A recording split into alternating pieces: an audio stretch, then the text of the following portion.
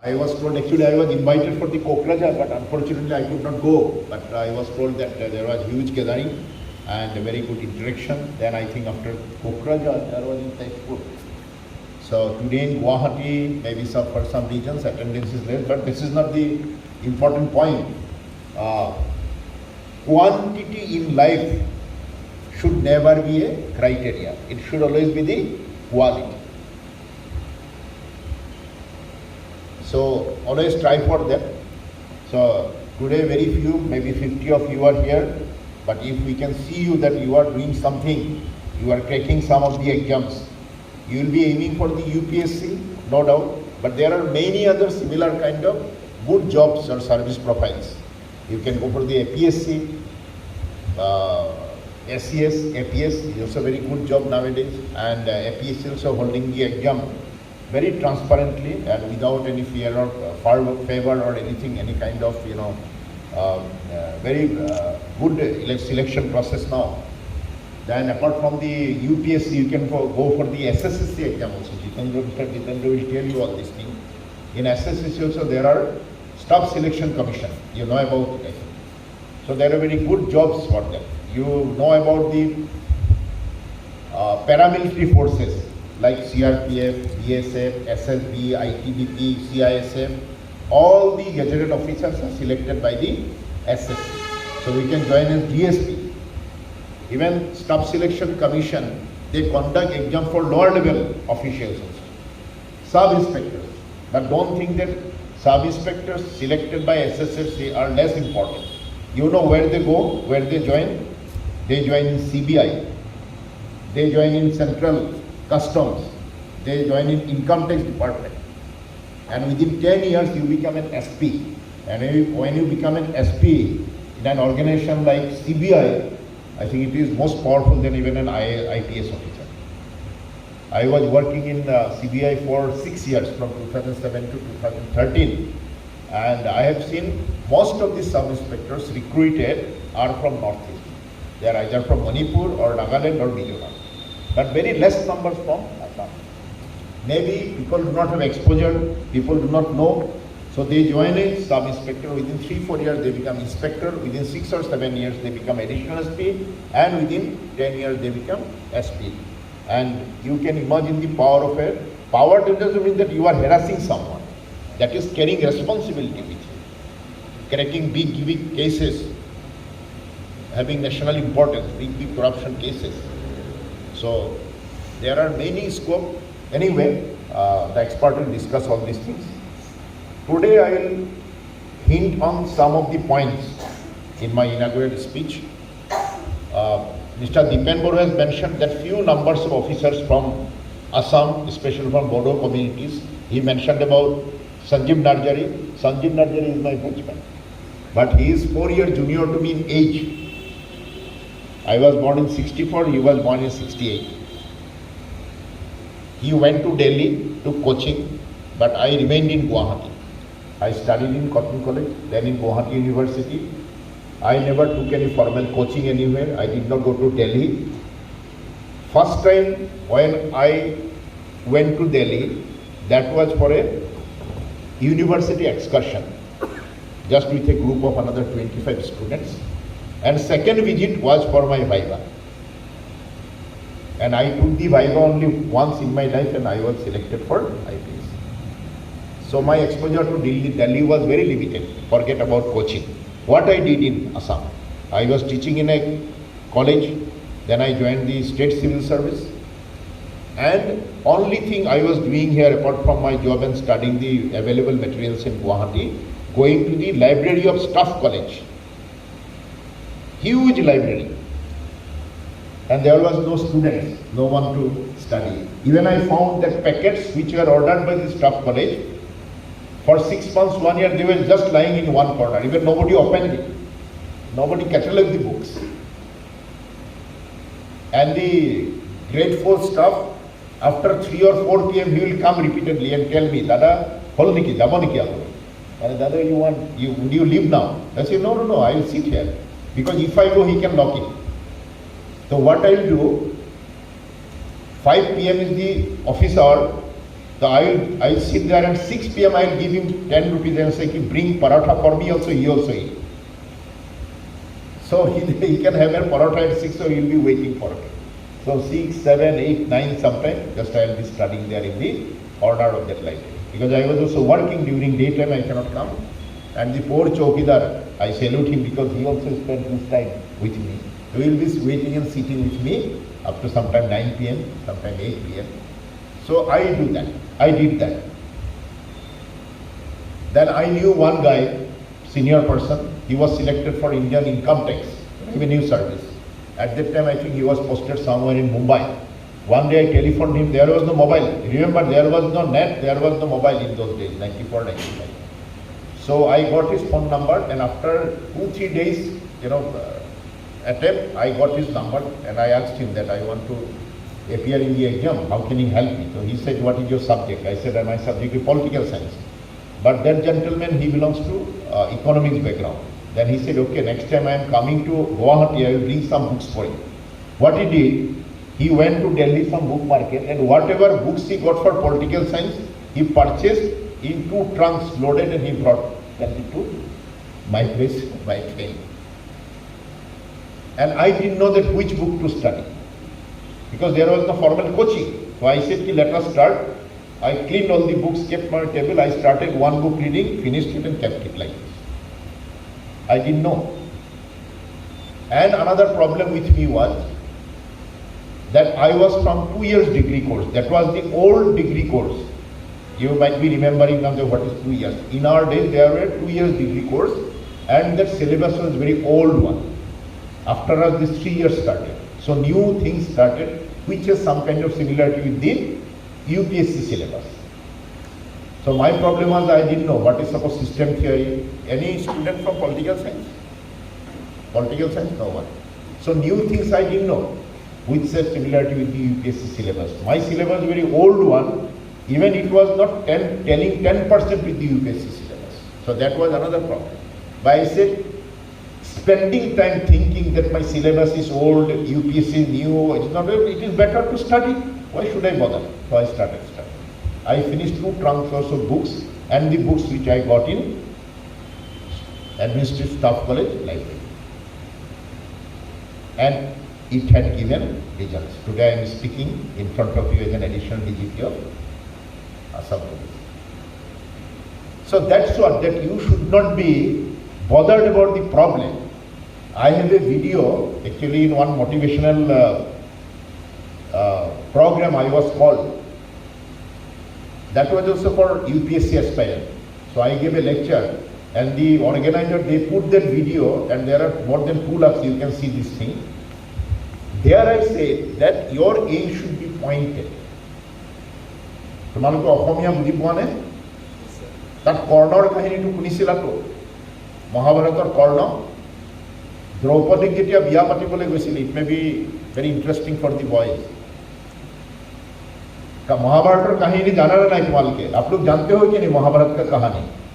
कर्ण ने जब स्वयंवर में गया था, किया था उनके सामने चैलेंज कि द्रौपदी को आपको शादी करने के लिए आपको एक चैलेंज को मीट करना पड़ेगा। What was that challenge?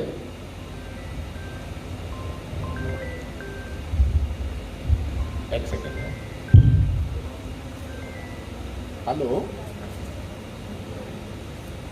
Hello,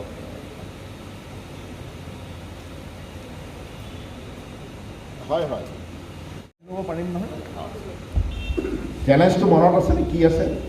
মহাভাৰতৰ কাহিনী আমি চবেই শুনিছোঁ। যেতিয়া দ্ৰৌপদী স্বয়ংবৰত গৈছিলে ভাৰতবৰ্ষৰ, তেতিয়া চব ধুনীয়া ধুনীয়া প্ৰিন্সবিলাক, আৰু আমাৰ এনেকৈ ইয়াতে প্ৰিন্স বহুত বহি আছে, প্ৰিন্সবিলাক গৈছিলে। কি চেলেঞ্জ দিছিলে?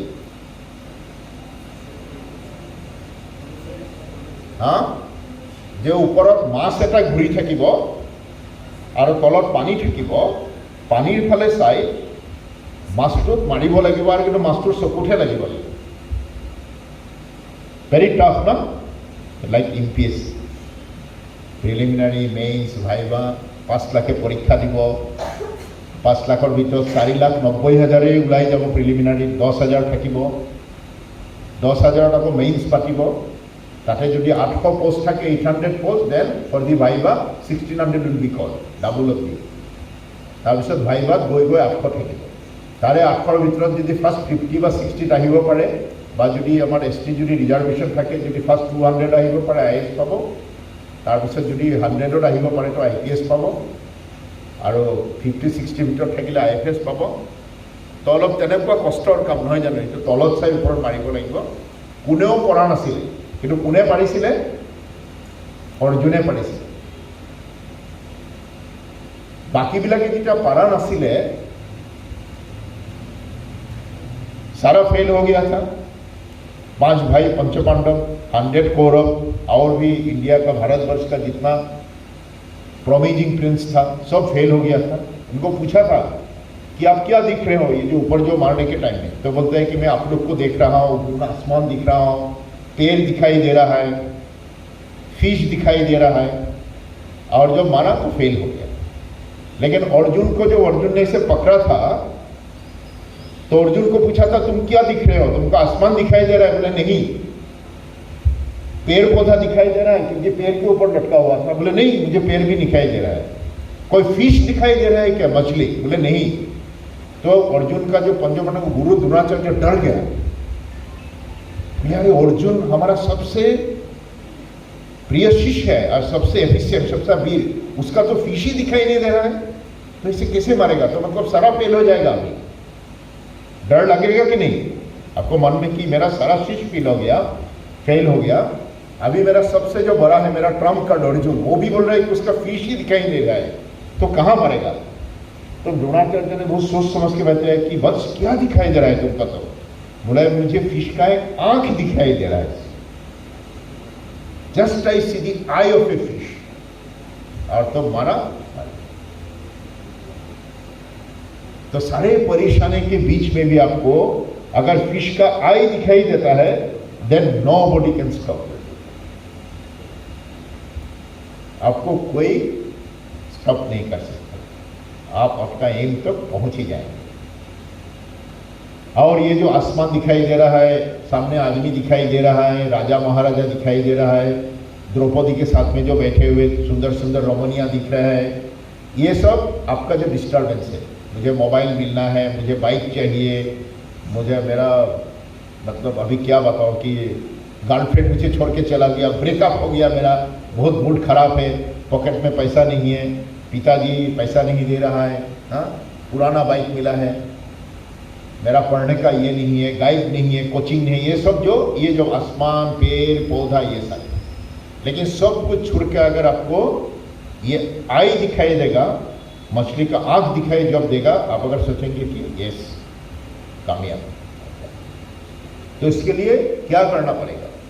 कष्ट करना पड़ेगा, hard work. There is no alternative to hard work. दुनिया में ऐसा कोई आप आदमी बताए कि जो कष्ट नहीं करके बस उसको मिल गया, ऐसा है क्या? अगर मिलेगा भी वो उस चीज़ को रख नहीं पाते। We have seen big industrialist बहुत बड़ा एम्पायर बना लेते हैं, लेकिन उसको बेटे को जब दे देते हैं वो कष्ट करना नहीं चाहता है, तो एम्पायर खत्म हो जाता है। जैसे एग्जाम्पल आप दीजिए, किंगफिशर एयरलाइन कितना बड़ा कंपनी चल रहा था, लेकिन सब छोड़ के वो किंगफिशर के पीछे लग गया, कैलेंडर बनाने में लग गया, मौज मस्ती में लग गया, खत्म हो गया।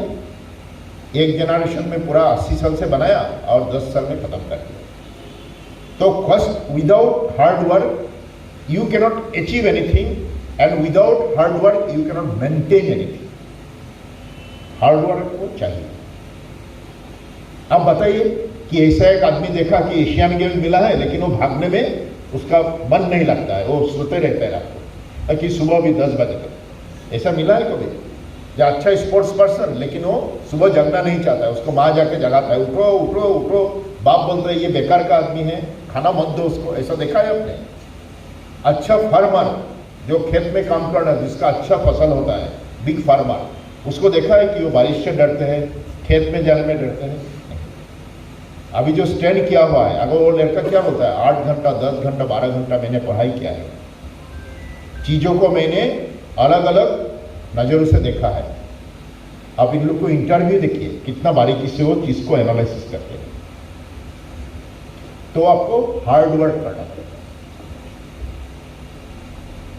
सेकंड चीज आपको करने के लिए क्या करना पड़ेगा, you should have adequate respect for your parents, for your senior and for your teachers. Tendulkar आप सब जानते हैं, है कि नहीं, सबसे ज्यादा सेंचुरी बनाया। उनका गुरु कौन था, कोच कौन था, क्या नाम जानते हैं कोई? क्यों नहीं जानते, आप लोग को जानना चाहिए। सर अचरेकर, वो अचरेकर जो तेंदुलकर का कोच था, वो जिंदगी में कभी फर्स्ट क्लास क्रिकेट में एक सेंचुरी बनाया है क्या? आपने सुना है कभी? नाम ही नहीं जानता। बट तो भी तो कोच है किसका, God of cricket, Sachin Tendulkar का कोच है।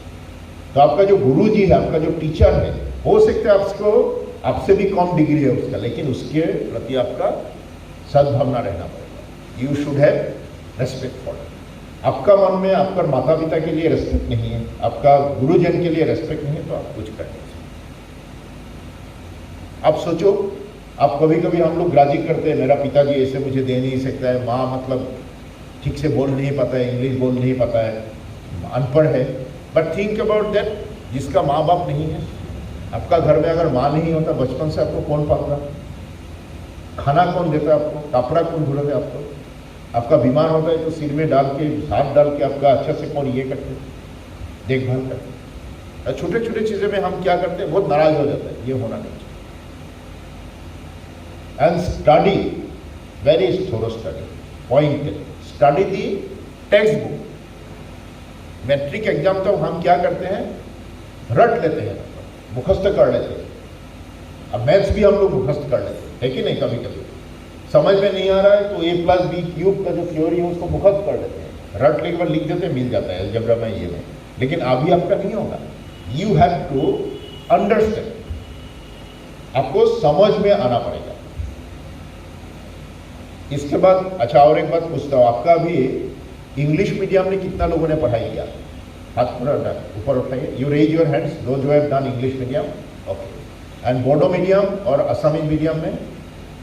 अच्छा, आपने किस मीडियम में पढ़ा है? हाँ, असमीज मीडियम।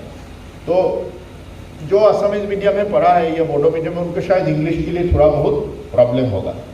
इसको आप अच्छा से एक्वायर कीजिए कि इंग्लिश को कैसे पढ़ना है, कैसे लिखना है, कैसे बोलना है। आपका एक इंग्लिश मैगजीन ले लीजिए, पेपर ले लीजिए, और अकेले घर में जब रहता है पेपर को जोर जोर से पढ़िए, क्योंकि the language which you speak, कोई बोडो बोलता है, कोई असमीज बोलता है, हिंदी बोलता है, इंग्लिश बोलता है, वर्ल्ड का कितना हजारों लैंग्वेज है, वो क्या है? That is nothing but an exercise of your tongue. बचपन से हम इसको घुमाने के सीखते हैं। इसलिए मैं अभी बोडो सीखूंगा भी, जैसे अभी वारी जैसा मैं बोडो बोल नहीं पाऊंगा, क्योंकि उनका बचपन से वो टांग को ऐसे सीखा, ऐसे रख सकते। तो इंग्लिश भी एक लैंग्वेज ही है। क्या करते हैं हम, उसको डरते हैं और उसको सीखने का कोशिश नहीं करता हूँ। तो what we can do English सीखने के लिए, नंबर 1, एक छोटा सा रेडियो ले लो या टीवी में रेगुलर एक न्यूज़ बुलेटिन को सुनो। रेगुलर, ऐसा नहीं कि अभी मन गया सुनूंगा, कल नहीं है, कल मन नहीं है तो नहीं, ऐसा है। आपका टीवी घर में है तो न्यूज़ बुलेटिन जब होगा आप सीखिए, अब सुनिए।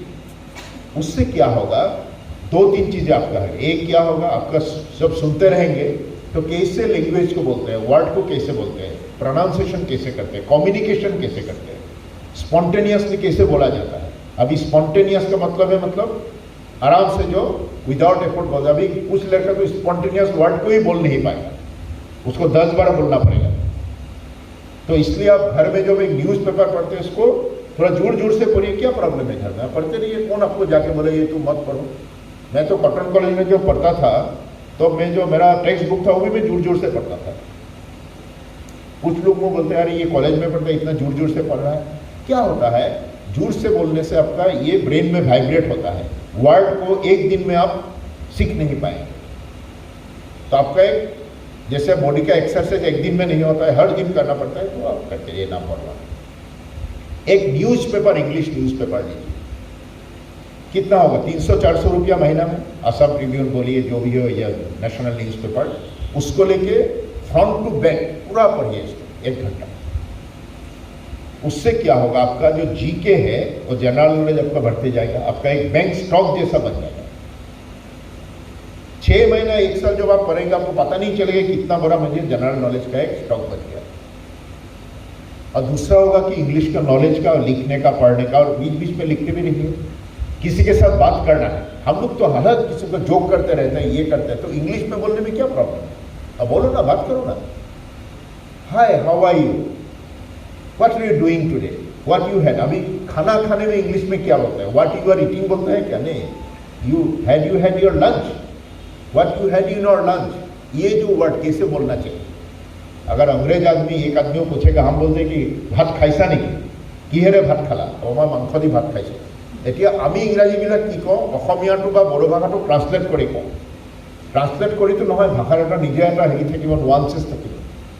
তো খানাটো খাইছা নেকিটো কেনেকৈ ক'ব যে you had your lunch, or do you have your lunch, or have you had your lunch, what you had your lunch, what you would have to like in your lunch और dinner.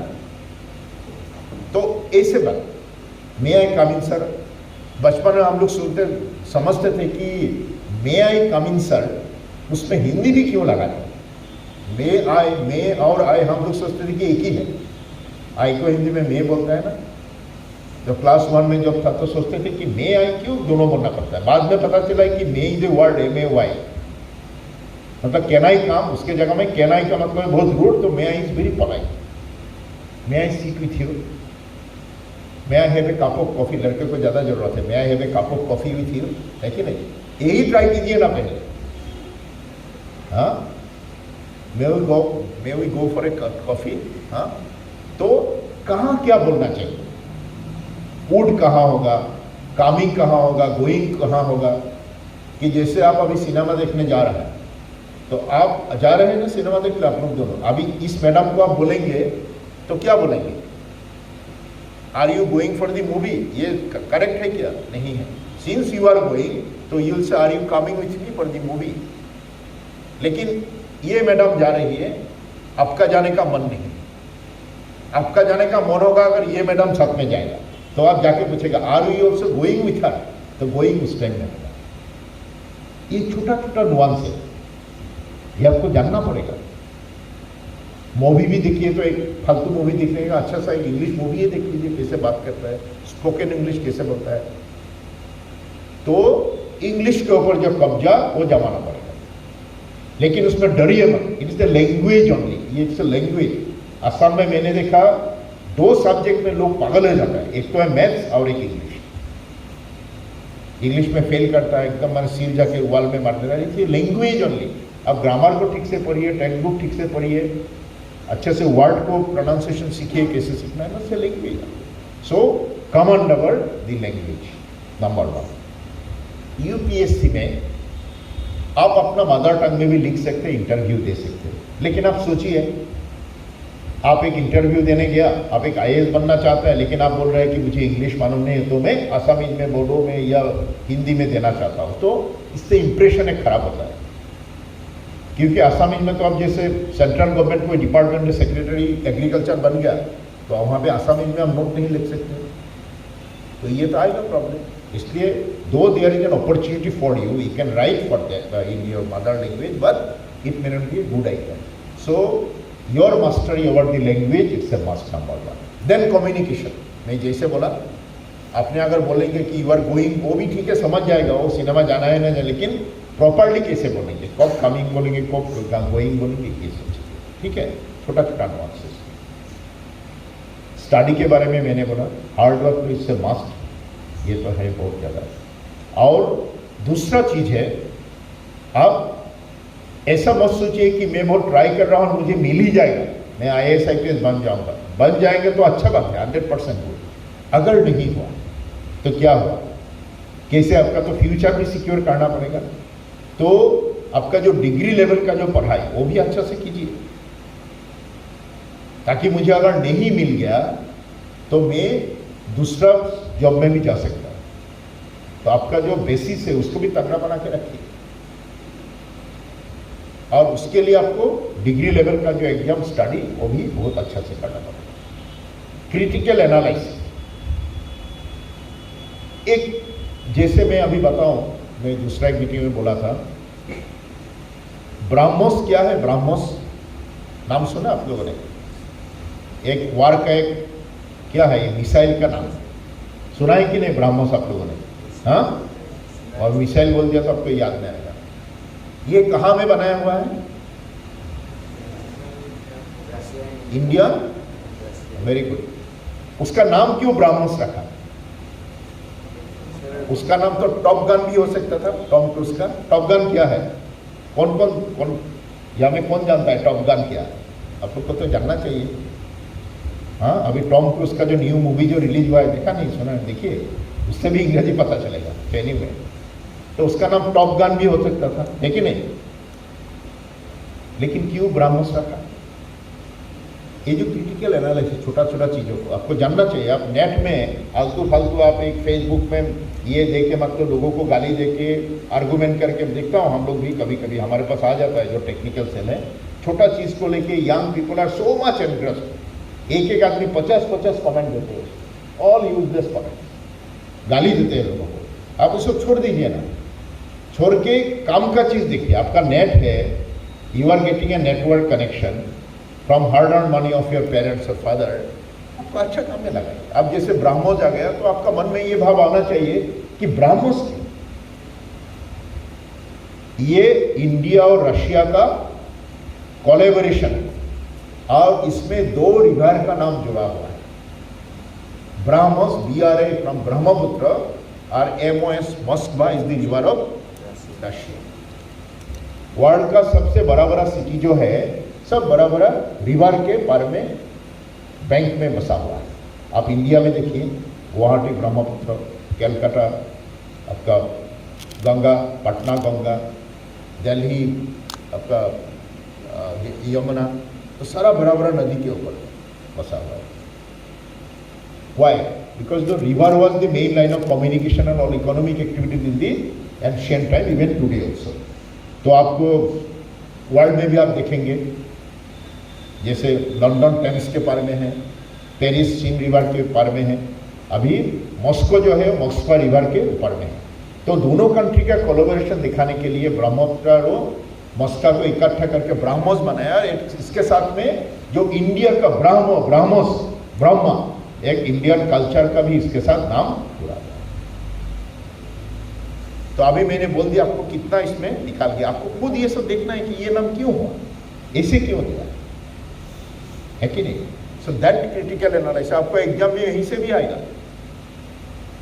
Which river is connected to the word BrahMos? अगर आप background नहीं जानते तो क्या लिखेंगे आप? Exam में यही आता है कि आपको इतना जानना है, और आंसर रहेगा एक छोटा सा पिन ड्रॉप, और जितेंद्र जी आपको ये सब बताएंगे।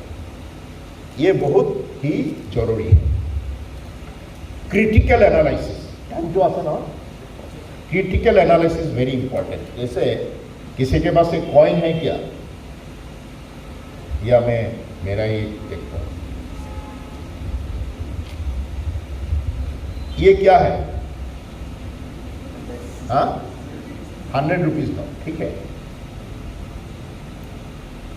सपोज इसको आप आज से 1000 साल के बाद कहीं में आपको मिल गया, या कोई आप तो नहीं रहेंगे, हजारों जनरेशन के बाद, 1000 साल में मतलब 3000 जनरेशन के बाद, एक जनरेशन में 30 साल रहता है बोलते हैं एक्टिव ईयर, 100 साल में 3 जनरेशन, तो 1000 मतलब 3000। अगर आप आज से 1000 साल के बाद जन्म हुआ और ये आपको मिल गया, तो इससे आप क्या एनालिसिस कर सकते हैं? आप जानते हैं ये 100 rupees note, in Indian currency note, is made of paper, है कि नहीं? इसमें रिजर्व बैंक का गवर्नर का सिग्नेचर रहता है, ये सब सारे जानते हैं आप। ये महात्मा गांधी का है कि नहीं? जानते हैं आप। इधर पार्लियामेंट का है, फोटोग्राफ आप जानते हैं। लेकिन आपको सपोज 1000 साल के बाद आपको मिला है, जैसा आपको मोहनजोदड़ो और ये जो हमको अभी मिल रहा है 5000 साल के बाद, तो इससे क्या आप निकाल सकते हो? Tell me what you can comment from this thing. आप बताइए क्या इससे आप बोल सकते हैं। एक माइक दे दीजिए उनको, माइक दे दीजिए। Instead of I am giving lecture, I should listen to you also. Suppose ये आपको 1000 साल के बाद, और आपका जन्म 1000 साल के बाद हुआ, और पेपर ये मिल गया आपको तो मालूम नहीं होगा 1000 साल के बाद जो आपका जो मार्केट इकोनॉमी अलग टाइप का होगा, ये सब चीज़ें हो गएंगे नहीं उस टाइम में। अभी बिटकॉइंस निकाल गया, उस टाइम में पता नहीं कैसे चलेगा इकोनॉमी। तो क्या आप बोल सकते हैं इससे? हाँ माइक।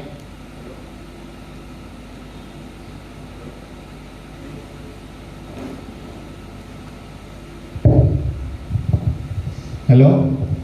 सो हमें पता चलेगा कि उस समय पेपर का इस्तेमाल होता था कुछ। Exactly, very good. और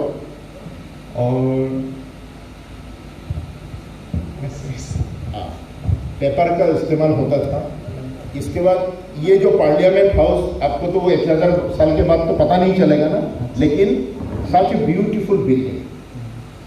तो आप बोल पाएंगे कि इस कंट्री में ये जो इलाका है अर्थ के ऊपर जो इंडिया का, उस टाइम पता नहीं 1000 साल के बाद क्या नाम होगा, कि यहाँ में जो लोग थे they were very good in architecture, very advance people. इन लोग का अच्छा बिल्डिंग बनाना आता था,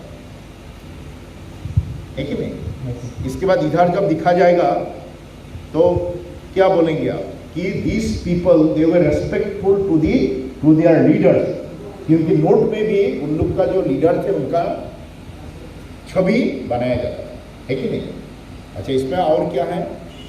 father of the Gandhi ji ने चश्मा पहना हुआ है, तो 1000 साल पहले वो चश्मा कैसे पहन के आंखों का रोशनी ठीक से रखना है वो बोल सकते। Then what you will get that there are some digits, तो उनका नंबर का मालूम था। तो इतना जितना वेराइटी है आप इतना बोल पाएंगे, कम से कम 8 वेराइटी का डिजिट वो यूज करते थे। तो that means they were very enlighten community, है कि नहीं? इसके बाद और भी इसका अंदर में क्या है? अंदर में आप देखिए, आपको वॉश करने से भी नहीं जाएगा, जो धागा डाला हुआ है जिससे वो security of the note is confirm. तो scientifically they were very advanced कि पेपर में बीच में भी ये डाल दिया। और ये देखेंगे तो गांधी जी का ये भी वाटर मार्क दिखाई दे रहा है कि नहीं? इसके बाद यहाँ पे जो हमारा कॉन्स्टिट्यूशन में दिया है 18 और 19 लैंग्वेज लिखा हुआ है।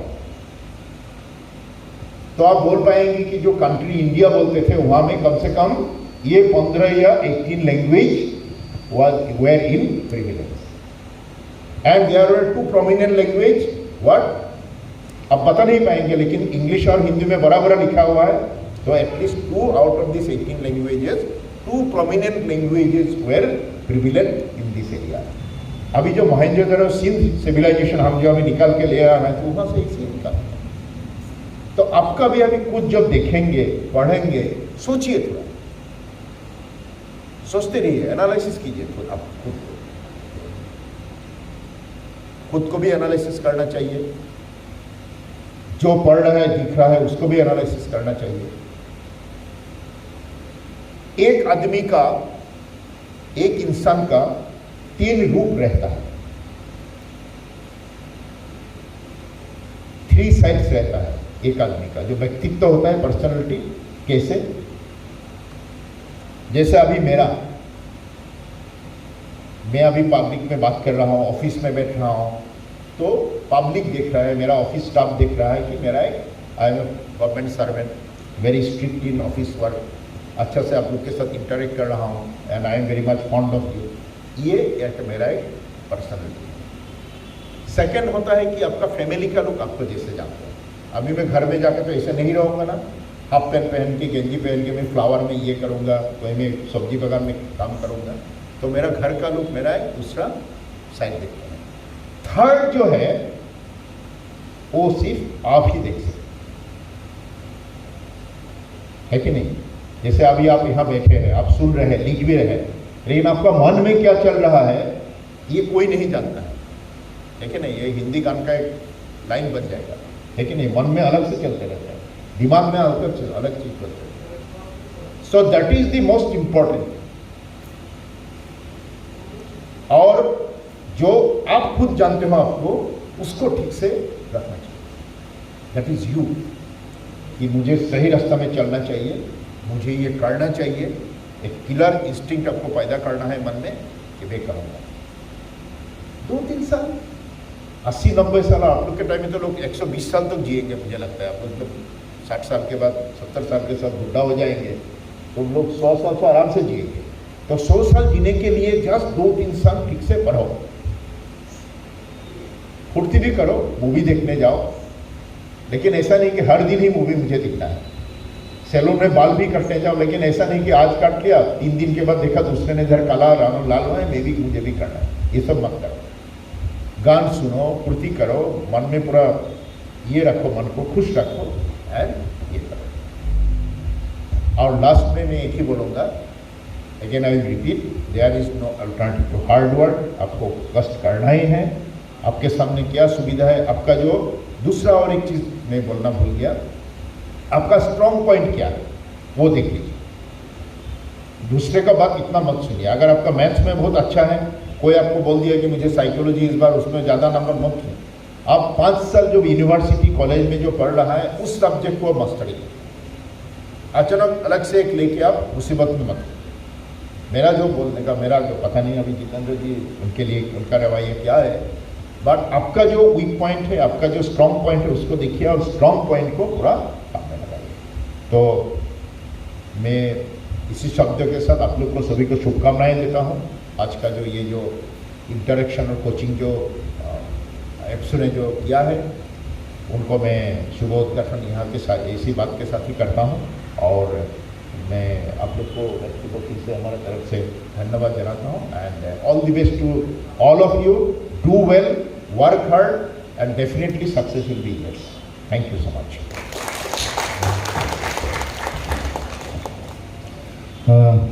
Thank you very much, sir, for your encouraging and